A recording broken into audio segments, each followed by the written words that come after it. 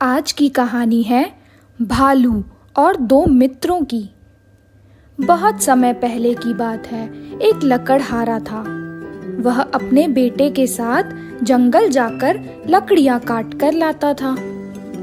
जब उसके पास थोड़ा ज्यादा पैसा और लकड़ियां जमा हो गई तो उसने अपने घर में ही लकड़ियों का गोदाम बना लिया।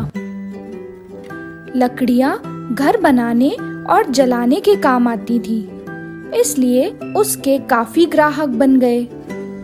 लकड़हारे के बेटे रॉन की मित्रता कई लोगों से हो गई थी, पर उसका सबसे अच्छा मित्र हामिद था। हामिद रॉन के पिता के गोदाम पर अपना ठेला लेकर आता और अपनी माँ के लिए लकड़ियां खरीद कर ले जाता था। धीरे धीरे हामिद और रॉन में गाढ़ी मित्रता हो गई। दोनों खेलते खेलते जंगल चले जाते और खूब मजे किया करते थे। एक दिन दोनों मित्र जंगल में टहल रहे थे, तभी उन्हें एक बहुत बड़ा भूरा भालू दिखाई दिया। दोनों डर के मारे कांपने लगे। रॉन को पेड़ पर चढ़ना आता था। भालू को अपनी ओर आता देखकर वह तुरंत पेड़ की सबसे ऊंची डाली पर चढ़कर पत्तों में छिपकर बैठ गया।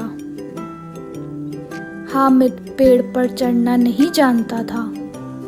वह जड़ बना खड़ा रहा और भय से कांपता रहा।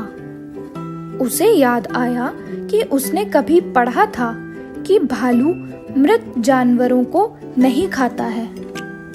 वह तुरंत सांस रोककर जमीन पर लेट गया। भालू पास आया। उसने हामिद का मुंह सूंघा। हामिद सांस रोककर लेटा रहा।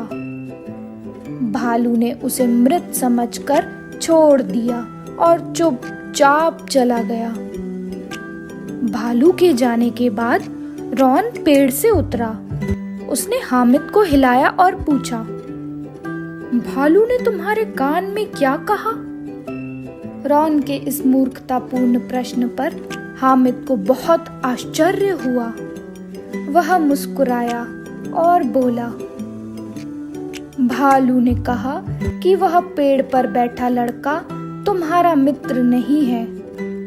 यह कहकर रॉन को हैरान परेशान छोड़कर हामिद चला गया। तो इस कहानी से क्या शिक्षा मिलती है? कि मित्र वही है जो मुसीबत में काम आए।